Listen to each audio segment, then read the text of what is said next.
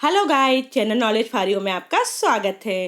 इस वीडियो में हम भूगोल का अध्याय 6 विनिर्माण उद्योग के उन महत्वपूर्ण प्रश्नोत्तर को हल करेंगे जो परीक्षा की दृष्टि से अति महत्वपूर्ण हैं। तो चलिए देखते हैं। सही विकल्प चुनिए। किसी देश की आर्थिक उन्नति का मापदंड है, तो मतलब कोई देश होता है और उसकी जो आर्थिक उन्नति होती है, मतलब इकोनॉमिक प्रोग्रेस होता है, उसका क्या क्राइटेरिया होता है। तो सबसे पहले उसका क्राइटेरिया होता है औद्योगिक विकास। यदि औद्योगिक विकास अधिक हो रहा है तो मतलब उस देश की आर्थिक उन्नति हो रही है। तो इसका उत्तर हो जाएगा आ, औद्योगिक विकास। उद्योगों से किस प्रकार का प्रदूषण होता है। अब हमने उद्योग तो लगा लिए, पर उद्योगों से क्या होता है, प्रदूषण भी होते हैं। तो किस किस तरीके का प्रदूषण होता है। वायु और ध्वनि प्रदूषण ये भी होता है, भूमि प्रदूषण ये भी होता है, जल प्रदूषण ये भी होता है। तो इसका उत्तर हो जाएगा ये सभी प्रदूषण होते हैं। प्रथम सीमेंट संयंत्र कहाँ स्थापित हुआ था। तो पहला सीमेंट कारखाना कहाँ पर हुआ था स्थापित, मद्रास में स्थापित हुआ था। किस स्थान पर सॉफ्टवेयर प्रौद्योगिकी पार्क नहीं है। मतलब सॉफ्टवेयर कंप्यूटर से रिलेटेड जो कार्य होता है ना, सॉफ्टवेयर प्रौद्योगिकी कहाँ पर नहीं है। तो जयपुर में है, नोएडा में भी है, बेंगलुरु में है। तो मतलब कहाँ पर नहीं है, दिल्ली में नहीं है।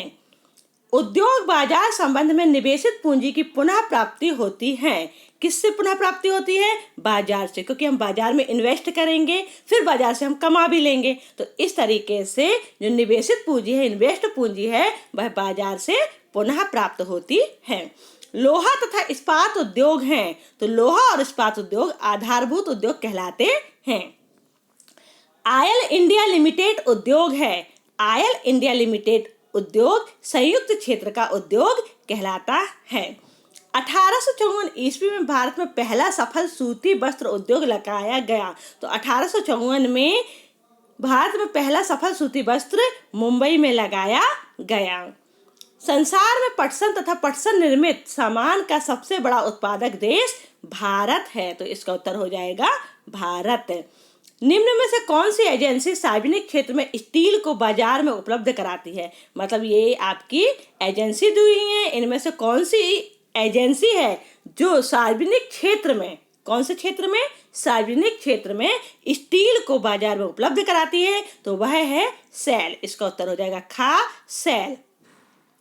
उद्योगों की स्थापना के लिए आवश्यक नहीं है। तो उद्योगों के लिए क्या जरूरी है, पूंजी जरूरी है, श्रमिक भी जरूरी है, बाजार भी जरूरी है, लेकिन मिट्टी की जरूरत नहीं है। संयुक्त उद्योग के उदाहरण हैं। तो संयुक्त उद्योग का उदाहरण आयल इंडिया लिमिटेड है। भारत का सबसे प्राचीन और प्रमुख उद्योग है। तो भारत का सबसे पुराना और प्रमुख उद्योग सूती वस्त्र उद्योग है। भिलाई इस्पात संयंत्र कहाँ है। तो भिलाई इस्पात संयंत्र छत्तीसगढ़ में है। दुर्गापुर इस्पात संयंत्र कहाँ है। दुर्गापुर इस्पात पश्चिम बंगाल में है। टिस्को किस क्षेत्र के अंतर्गत आता है। टिस्को निजी क्षेत्र के अंतर्गत आता है। सेल उद्यम किस, उद्यम मतलब उद्योग ही होते हैं, इंडस्ट्री। सेल उद्यम किस क्षेत्र के अंतर्गत आता है। सार्वजनिक क्षेत्र के अंतर्गत आता है। सूती वस्त्र उद्योग है। सूती वस्त्र उद्योग कृषि आधारित उद्योग है। क्यों है कृषि आधारित, क्योंकि जो सूती वस्त्र बनते हैं वो किससे बनते हैं, कपास से बनते हैं, और कपास की क्या की जाती है, खेती की जाती है, इसलिए है कृषि आधारित उद्योग है। लोह इस्पात के कच्चे माल के नाम बताइए। तो लोह इस्पात के कच्चे माल का नाम लोहा अयस्क, कोयला, चूना पत्थर और मैग्नीज है। तो इसका उत्तर हो जाएगा खा। कौन सा उद्योग कृषि पर आधारित नहीं है। तो कौन सा है, इसमें सूती वस्त्र है, पटसन भी है, चीनी भी है, क्योंकि चीनी जो है ना गन्ने से बनती है। ठीक, तो सूती वस्त्र का भी मतलब कृषि होती है, पटसन की भी होती है, चीनी की भी होती है, पर सीमेंट की नहीं होती है। तो इसका उत्तर हो जाएगा सीमेंट। भारत की जूट निर्यात में क्या स्थिति है। भारत की जूट निर्यात में द्वितीय मतलब सेकेंड नंबर लगता है। भेल, गेल और सेल जैसे उद्यम किस क्षेत्र के अंतर्गत आते हैं। भेल, गेल और सेल सार्वजनिक क्षेत्र के अंतर्गत आते हैं। भारत में कौन सा राज्य सूती वस्त्र उद्योग के लिए प्रसिद्ध है। तो भारत में सूती वस्त्र के लिए गुजरात प्रसिद्ध है। किस राज्य में सबसे अधिक जूट मिले हैं? पश्चिम बंगाल में सबसे अधिक जूट मिले हैं। पश्चिम बंगाल में अधिकतर जूट मिले किस नदी के किनारे स्थित है? तो पश्चिम बंगाल में हुगली नदी के किनारे सबसे अधिक जूट मिले स्थित हैं।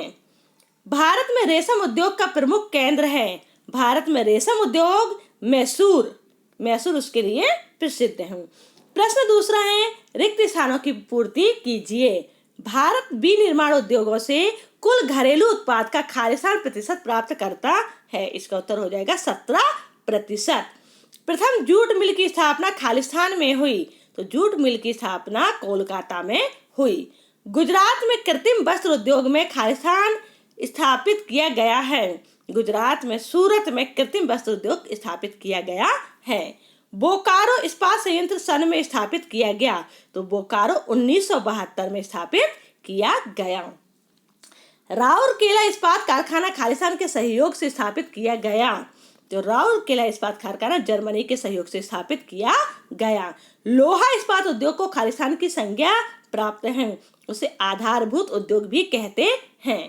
Tata iron and steel company Jamshedpur राज्य में स्थित है, तो कहाँ पर? झारखंड राज्य में स्थित है। वे उद्योग जिन पर कई अन्य उद्योग निर्भर होते हैं उन्हें खालिस्तान कहते हैं। तो वे उद्योग जिन पर कई अन्य उद्योग, मतलब एक उद्योग पर दूसरा उद्योग निर्भर होता है, उन्हें आधारभूत उद्योग कहा जाता है। प्रश्न तीसरा है, एक शब्द एक वाक्य एवं अति लघु उत्तरीय प्रश्न है।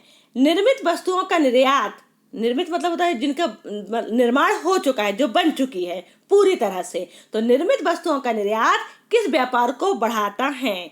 वाणिज्य व्यापार को बढ़ाता है। जो उद्योग कृषि उत्पादों को औद्योगिक उत्पादों में परिवर्तित करता है उसे क्या कहते हैं? उसे कृषि पर आधारित उद्योग कहते हैं। जूट, रेशम, सूती वस्त्र मिलें किस प्रकार के उद्योगों के उदाहरण हैं? तो यह कृषि आधारित उद्योग हैं। जिन उद्योगों के उत्पादन या कच्चे माल पर दूसरे उद्योग निर्भर रहते हैं क्या कहलाते हैं? उन्हें आधारभूत उद्योग कहते हैं।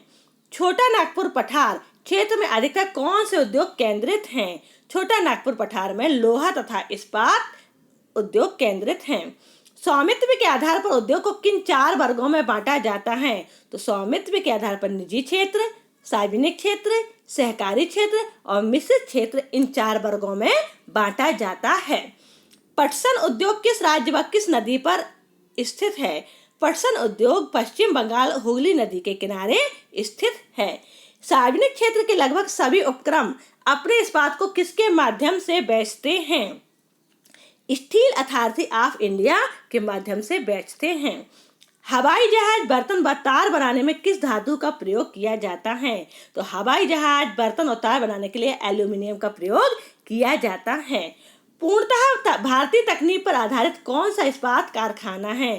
पूर्णतः भारतीय तकनीक पर आधारित विजयनगर इस्पात कारखाना जो कर्नाटक में है वह स्थापित है।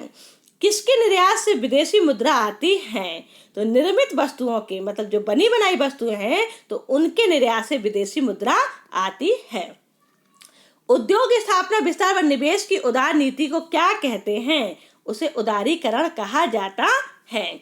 विनिर्माण उद्योग किस क्षेत्र में आता है? विनिर्माण उद्योग क्षेत्र द्वितीय क्षेत्र में आता है, सेकेंडरी सेक्टर में आता है। कृषि आधारित उद्योगों के उदाहरण लिखिए। सूती वस्त्र, ऊनी वस्त्र, रबड़, चीनी, चाय, ये सभी कृषि आधारित उद्योग हैं। भारत किस देश को सूत का निर्यात करता है? भारत जापान को सूत का निर्यात करता है।